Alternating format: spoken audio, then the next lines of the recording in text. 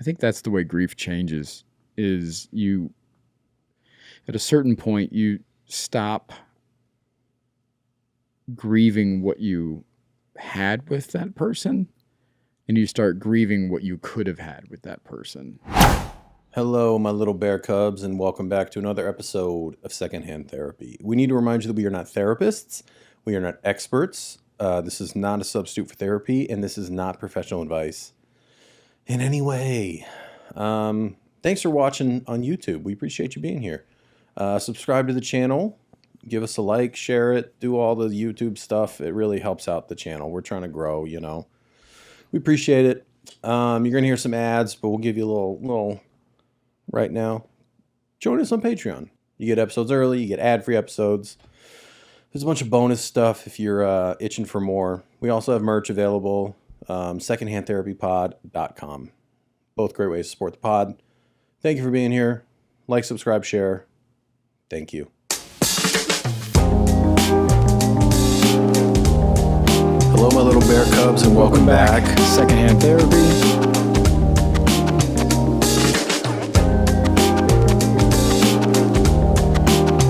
And we know that. I'm giving him one more week. That's crazy. One more shot. Why is that? How many do you think I should take? At least 6 to 7 months. What? No, but I think three is not enough. Really? I Yeah. think 3 is enough. Really? Yeah. It depends on how awkward it's been. It's hard to gauge with you if it's like really awkward or if it's just your kind of awkward. So knowing me, do you think when I say it was awkward, what do you think my tier of awkwardness is? I think that he maybe isn't operating the way that you want him to. And so you're like, I'm done with this guy.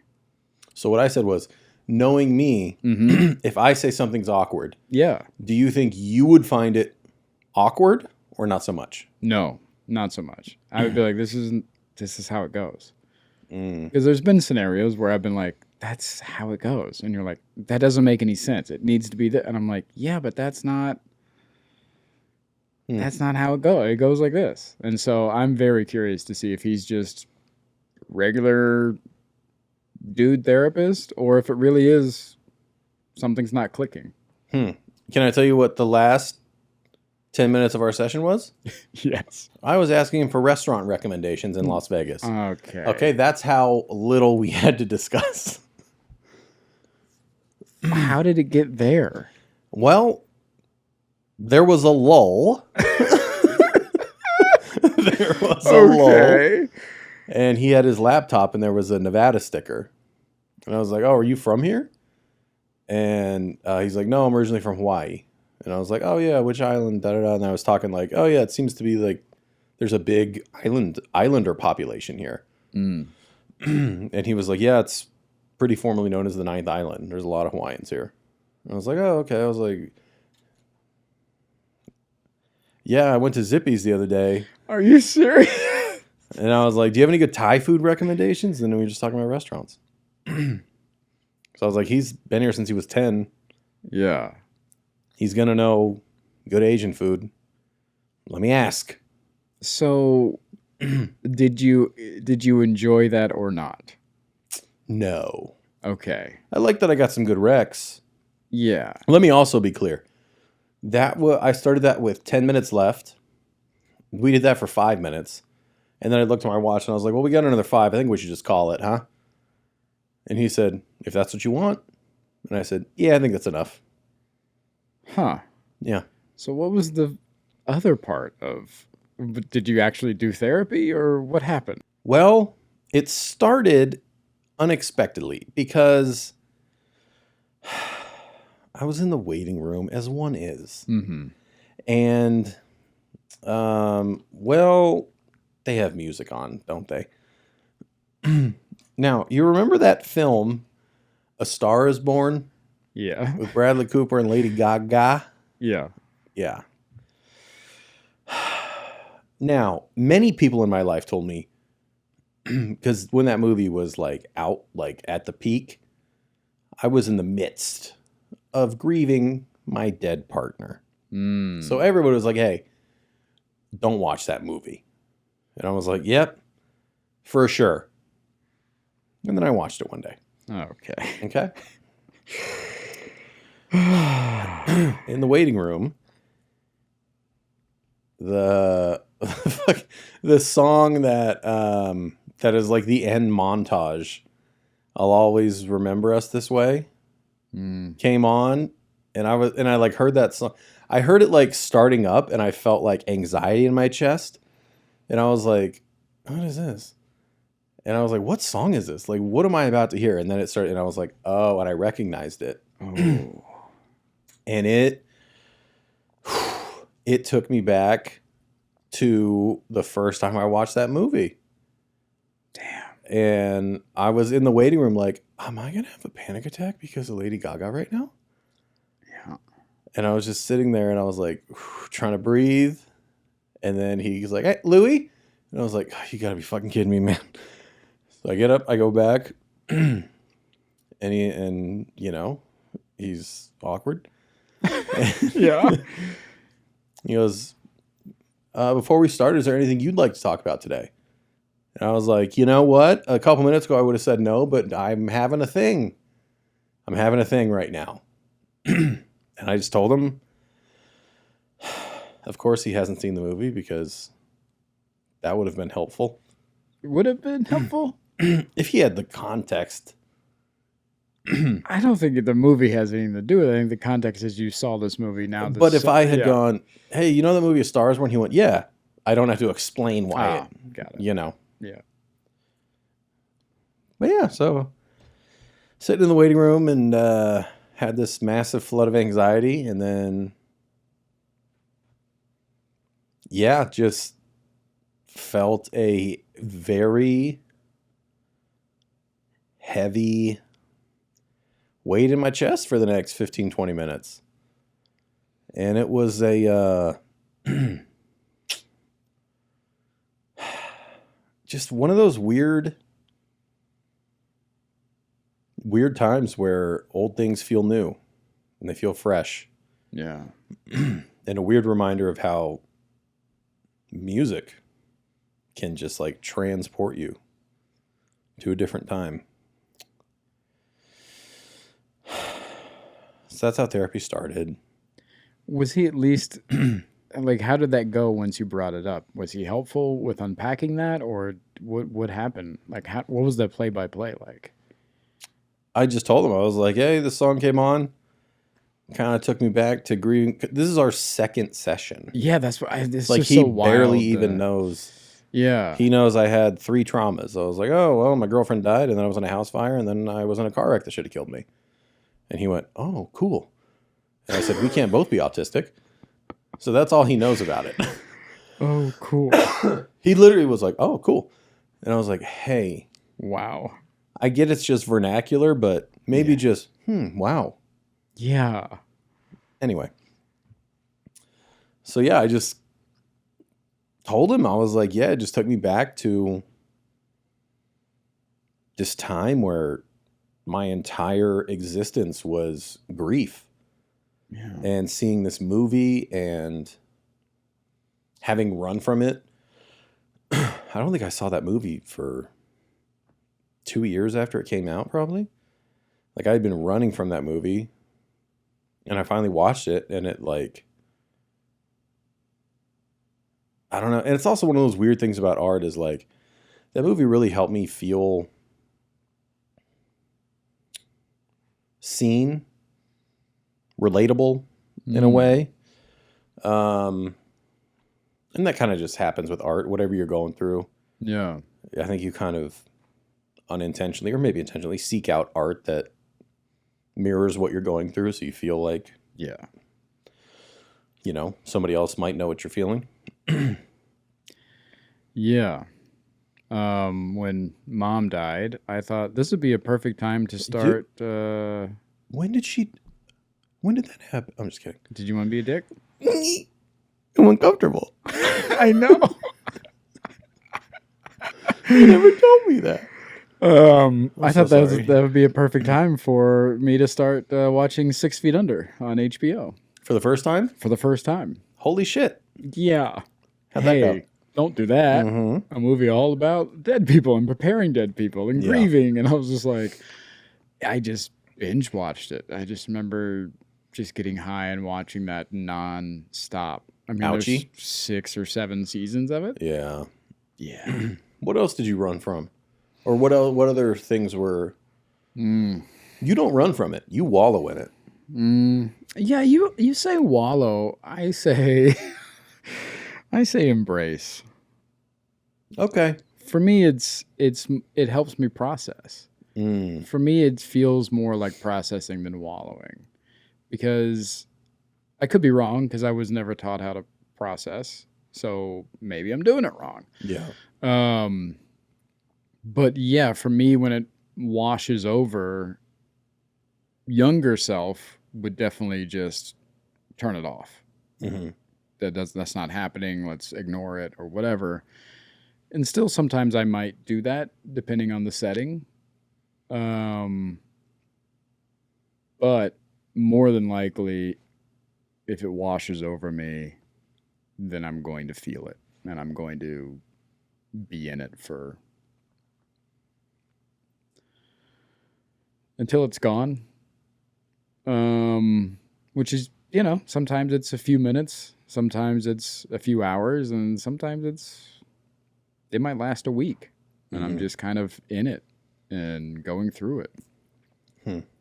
I can't imagine going right, like the timing of being in the lobby and going into therapy and having it be a new person and all that. Like, that is just like... Hated it. Yeah. Meanwhile, the receptionist is talking about how she just turned 21 and she's so hungover, and everyone's like, "Oh, did you have a good time last night?" Jesus. And I'm sitting there like,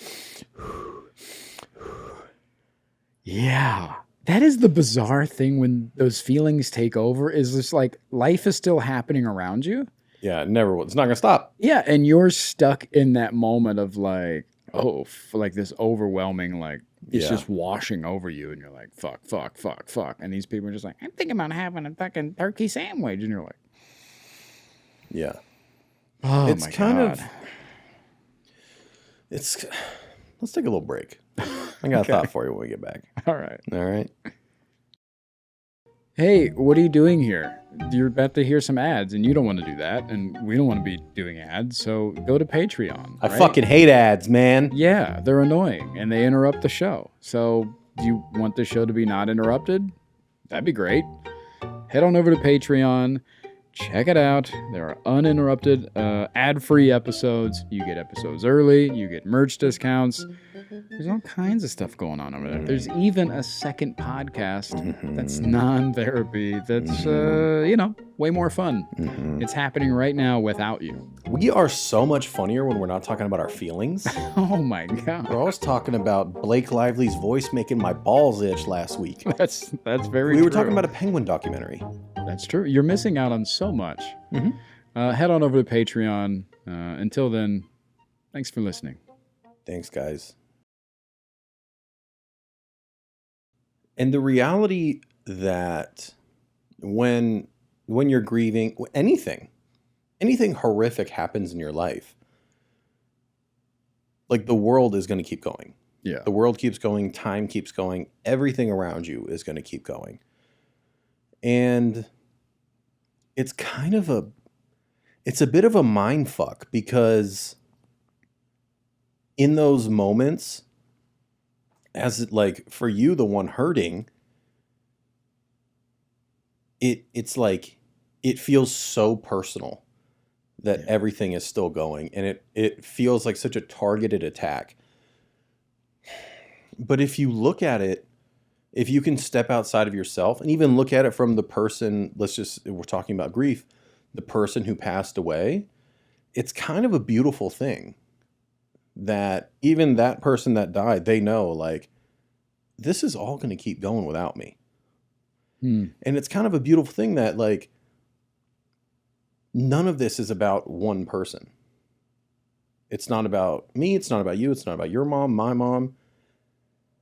This whole thing is so big, and we're all so connected that, I don't know, it's kind of a mind fuck. Yeah. Like everything keeps going. It was never about me or my mom. It never was. It might feel like that, but damn, that guy over there is going through the same thing. And the world's still going for, and time is still going for him too. Fuck, I don't know, man. Yeah. I wonder how different my grieving process would have been if I would have gone to like those groups. Did you ever go to a group or anything like that? Buddy, I thought about it. Yeah. And I told someone I was going to. And she laughed at me. Are you fucking serious? Yeah. No. Can I tell you a worse part? She was a frequenter of AA. And that's why I was like, I'm thinking about going to this like grief support meeting. And she like laughed. And I was like, oh, no. Wait a minute. Clarify the laugh. Was it a laugh out of like, yeah, I've been there, or like, are you fucking kidding? Mm-hmm. Like the idea of me going to a group support meeting was like funny. Oh my God. Yeah. And I'll tell you another moment, really wanted to cry. Didn't. Yeah. Yeah. Told her. Yeah. I was like, hey, that's really fucking shitty for you to laugh at me right now. I was like, as somebody who goes to meetings once or more a week, you should fucking get it. What'd she say? She's like, yeah, you're right. She's like, I don't know. It was just, yeah. Yeah. Hurt, embarrassing. Didn't go. Yeah. Spoiler alert. Didn't go. Didn't go. Yeah. Yeah. It's, when you say you wonder how it would have been different, what do you mean? That connectivity that you're talking about. Yeah, you don't realize how many people are hurting because you almost can't. You have like these blinders of grief on, or this pain, whatever is happening. You just have, you feel like it could only be me, or why is this happening to me or my family or whatever the situation is. But you think you're the only, you think, your mom or your partner is the only one that died that week? Yeah. Hey. Wrong. Yeah. So, yeah, I'm wondering, I wonder how healing it would be hearing that other people are going through similar situations while you're going through the similar situation. I don't know if that would feel shittier or better. Because then the shittier part would just multiple be like, truths. Yeah, right. Because you'd be like, oh, well, I'm not special. Like everybody has a fucking, everybody's hurting. But then maybe better because you're like, oh, I'm not special. Everybody's hurting. Oh, see, I look at it completely different. I look at it as like, I'm going to be in there and someone's going to be in there because their dog died. And I'll be like, hey, yeah. Donuts in the lobby. Yeah, you think it's a comparative thing. And then your hurt doesn't equal my hurt. Yeah, and then you have somebody whose spouse of 70 years just died and they're navigating life alone for the first time. I'm like, I shouldn't be here. Yeah. Yeah. But hey, that's not what empathy is. Empathy is about the feeling, not the experience. Learning. Mm-hmm. Yeah. What you thinking? I'm just thinking about processing and how it changes. I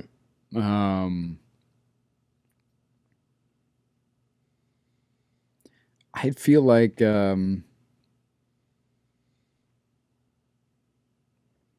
my grief is more efficient now. It's more compact. It's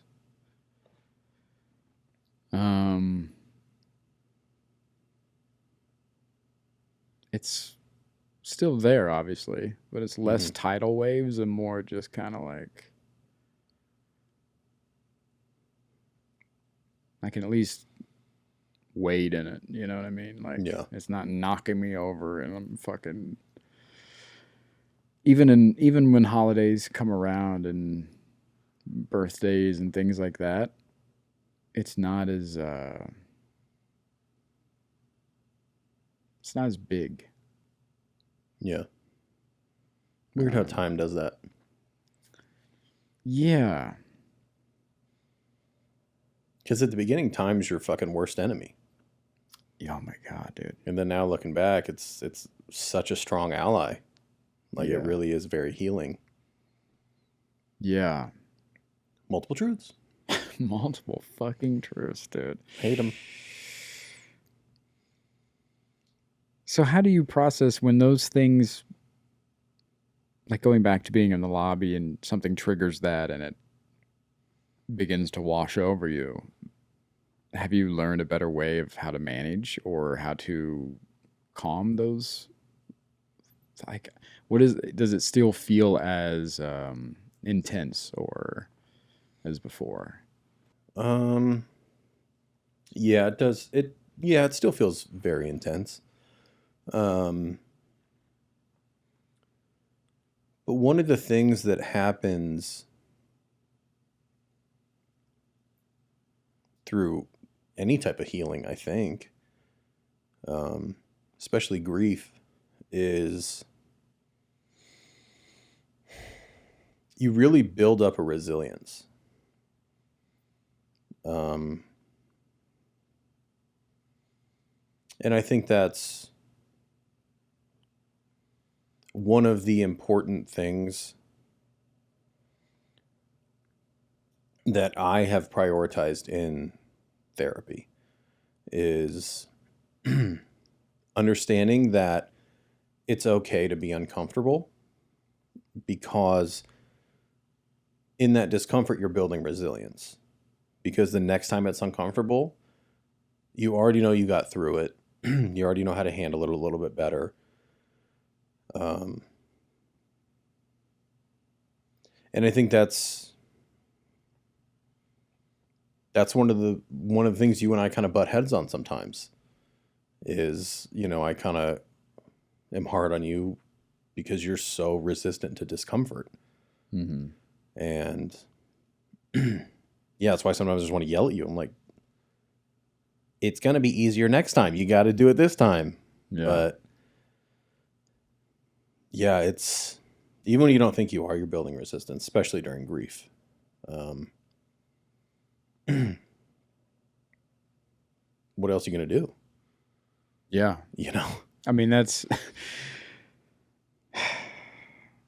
yeah, that is the thing, is just like, there is no other option. Mm-hmm. And you can try to go around it, but you got to go through it. Yeah. The only way out is through. Yeah. You can't go around it. You can't dodge it. It's just not going to happen.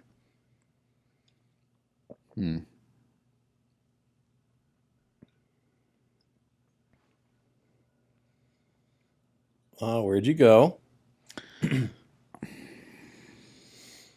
I keep going back to wallowing. What about it? I'm trying to ask myself honestly if I wallow or process, or what that is. Because I feel like wallowing means you enjoy it. Am I correct on that? Yeah, I mean, I don't know that I would say it means that, but I'd agree with that there is some comfort or enjoyment or something there, yeah. Does wallowing mean you choose it? Probably. Yeah. Maybe not seek it out, but when it's presented, you say, yes, please. Yeah. Let's take a break. You can think about it. Yeah, I'm very curious about this. Okay. Hello, little bear cubs, and welcome to a break from this depression. Thank God. That I think is Grief Part 2. Now, if you want to support the pod, we could obviously use it. Hugs are accepted. No, they're not. Patreon, ad-free episodes, early episodes, all that good stuff. Patreon.com/secondhandtherapypod. We have merch available, secondhandtherapypod.com. We got tanks out for the summer. If you're not proud to be an American, we have red, white, and blue tanks for you with a nice little message on the front. So go check out the merch. Thanks for being here. We appreciate you. So, like, on my birthday Mm-hmm. and on Christmas, Mm-hmm. Mom's birthday? Mom's birthday is more of a celebration. Nice. Mother's Day? Ooh, Mother's Day is reflection, I feel like. Okay. Birthday and Christmas are the downers. Yeah. Okay. Yeah.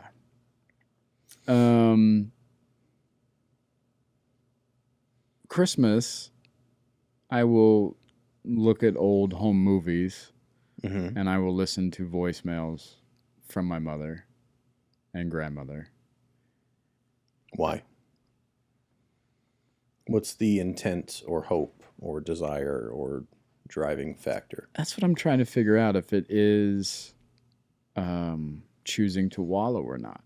Because what I've thought it's been is seeking connection. I just want to hear my mom's voice again. Seeking joy or connection? Connection. Okay. Because it hurts like a motherfucker. Mm-hmm. Hurts real bad. Mm-hmm. But I so desperately want to just hear her voice again. Or just see her. And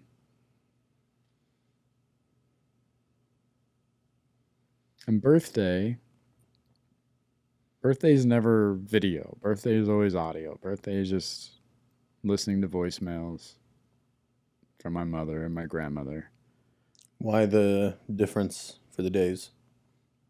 I feel like Christmas, seeing them, even though it's on screen, still feels like I get to spend time with them. Mm-hmm.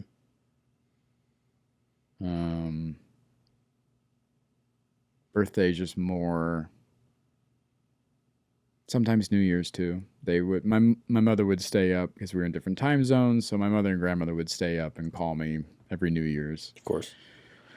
And same with birthday. They would call and sing me happy birthday and all that stuff.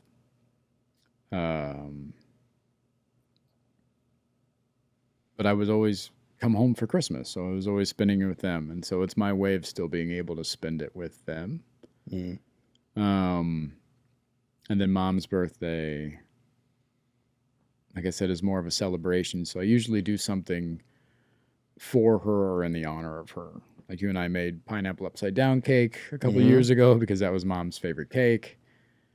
Or I'll make a dish usually on Christmas or her birthday that was kind of her Buckeyes. thing. Buckeyes. She used to Christmas make this- Buckeyes. Gotta love those Christmas Buckeyes. They're killer.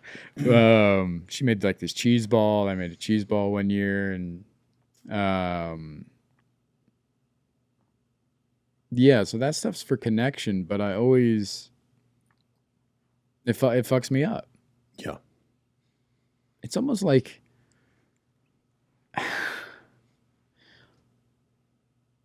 those. You ever meet somebody and they're like, "Oh, I can't have tequila. I get crazy on tequila." And then every once in a while they drink tequila, and you're like, "Why did you do that?" And they're like, "I don't know, man. I can't have it." Yeah. It's like it feels like that where I'm like, "Hey, man, I can't be watching those videos and stuff. It fucks me up." And I'm like, "You were just watching them." Yeah, I shouldn't have done that. It fucked me up. Yeah. But Do you find a benefit from them? yeah, I get to. I don't ever want to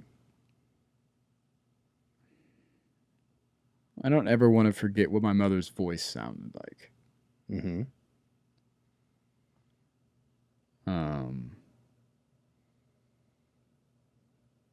So I like hearing her every once in a while. Yeah.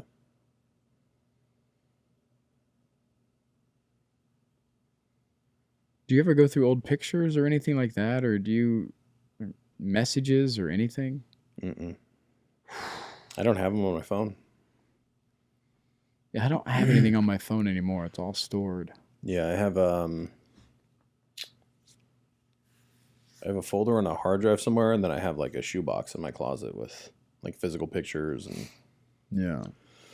I don't go in there. Yeah. Yeah, I don't go in there. Yeah. Yeah.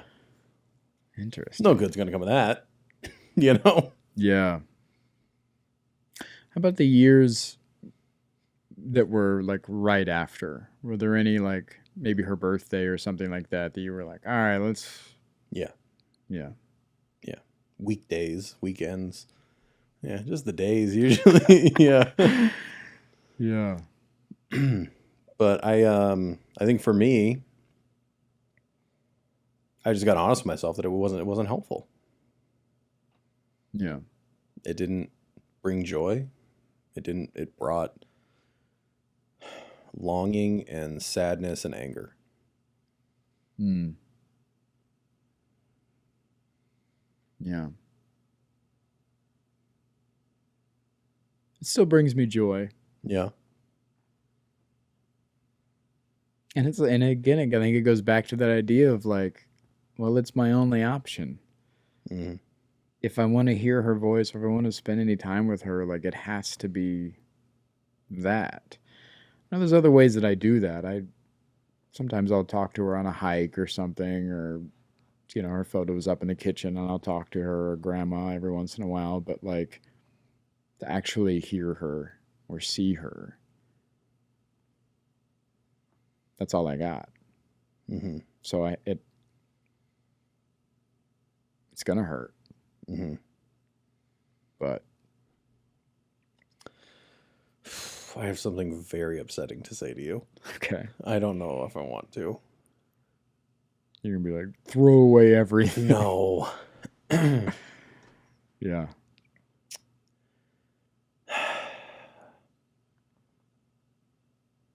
This is coming from somebody who has not lost their mother. Yeah. So this could be a very callous thing to say. Mm. And it's not intended that way. But when we're behind these microphones, we're supposed to challenge each other. Yeah. I don't want to.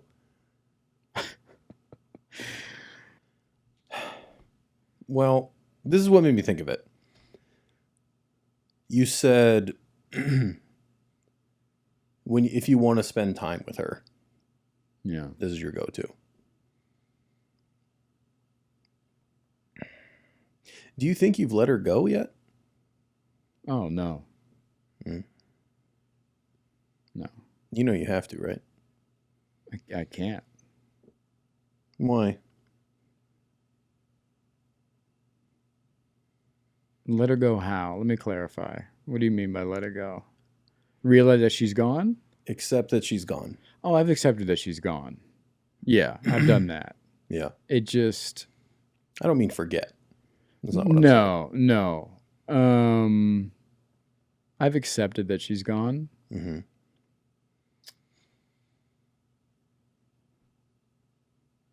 How do I describe it? I think the mind fuck is that it...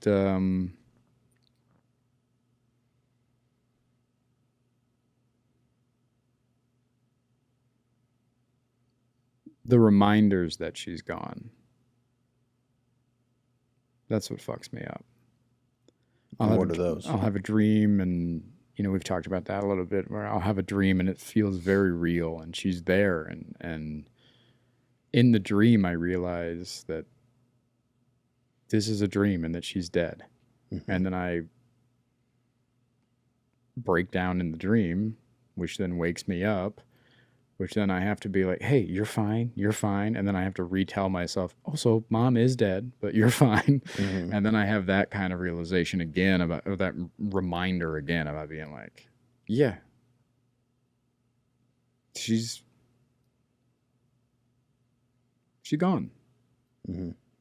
So I think it's more of those reminders that hurt more than anything else.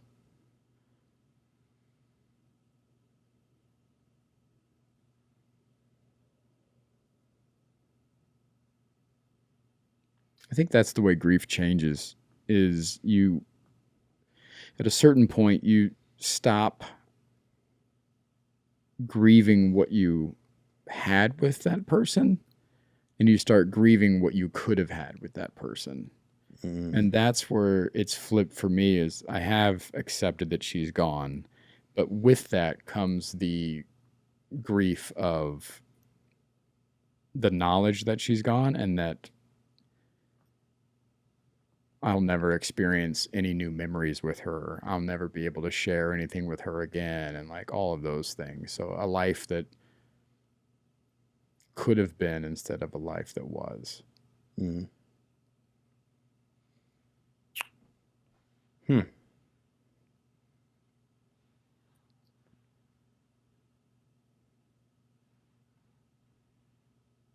Well, we got to take our last break. Thank fucking God. Hello, little bear cubs. Hey, are you exhausted? Us too. I might cry. Yeah. Who knows? Jesus. Patreon, merch, if you want to support the podcast. If you want to contact us, you can do so via text or voicemail, 818-850-2448. If you want to email us, secondhandtherapypod@gmail.com. If you have any business you want to talk, guests, sponsorships, all that, business@secondhandtherapypod.com. If you want to send us mail, the IRS just sent us some mail. I love that. Yeah. P.O. Box 230595, Las Vegas, Nevada, 89105. We'd love to hear from you. We'll see how much of this show we got left before we die. Thanks for being here.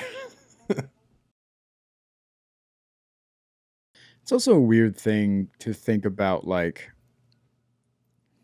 I think sometimes with grief, it comes like this weird sense of responsibility. Do you ever feel that, of like the pressures of being sad? Like guilty if you don't feel sad enough? Yeah. I used to. I don't anymore. Yeah. I think that goes with new grief, and I think that's something that also changes with it over the years, is you are able to release that a little bit and be like, that's not my job. Mm-hmm. That's not my job anymore. Mm-hmm. It should have never been, but Yeah. It feels like that, though. yeah. It's almost like being sad is a way of honoring them, or a way to stay connected. Like the pain is a connection to them still. Yeah. That's a real mind fuck as well. Yeah. Yeah. Yeah, and I mean, I went through a point where it was almost like my misery was like a badge of honor or something. Mm-hmm. And that's not right. Yeah. That's not good. That's like when you talk to your parents and they're like, "Well, I get up at 5 and I'm in the office by 6." Like, are you proud of that? What the fuck? Yeah. Like, it's not a badge of honor. You do this shit. It's the same. You know. You look at like, why are you proud of this? Like, I was proud of how miserable I was, or like that was my identity. Yeah. It's a weird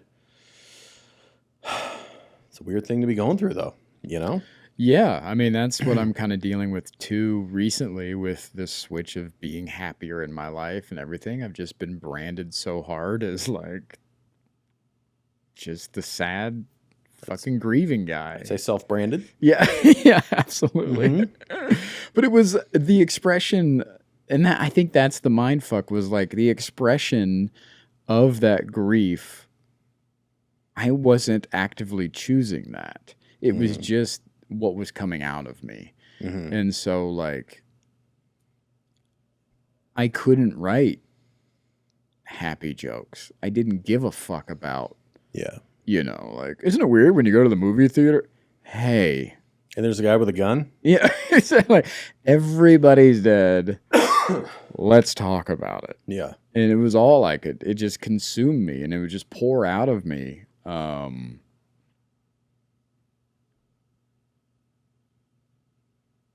And going back to that connectivity, like, and that feeling of like it's a badge of honor and everything, like, during those times where I was expressing it on stage and writing about it and doing all these things, like, I found other misery, other people's misery. It connected me with other hurting people or other people that have hurt.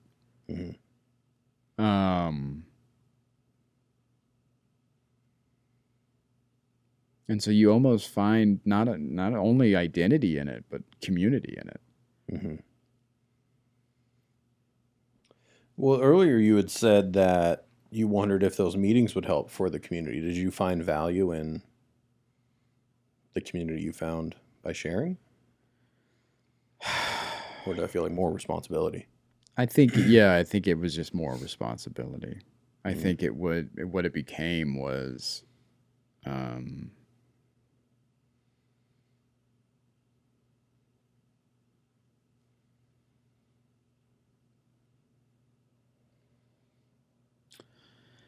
man, I don't want to cry on this fucking episode.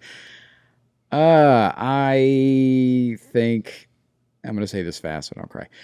I think I was seeking it out as a form of punishment because that's what I felt I deserved at the time because of the guilt that I had of not showing up for my mother when she needed it and my stepfather when he needed it. And so my punishment was not only carrying the weight of grieving my people, but I had to carry others as well. And, man, those bodies stack up, you know? And they get fucking heavy. And I think it just got to a point where I just couldn't carry it anymore.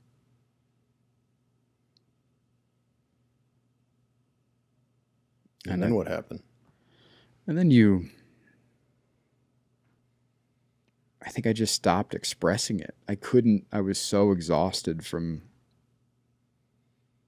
being weighed down that I couldn't even express it anymore.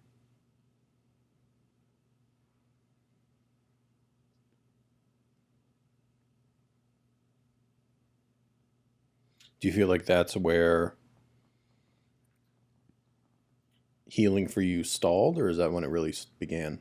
I think it was where it began. You know, my first therapist a couple of years ago, she said, yeah, the first thing you told me in the first 5 minutes we met, you said everybody's dead. Like that was your identity.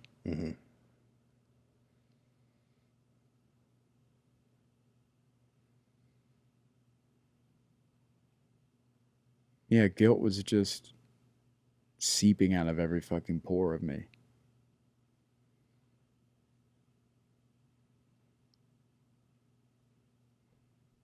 If there's one thing I know about my boy, he'll wallow in some guilt.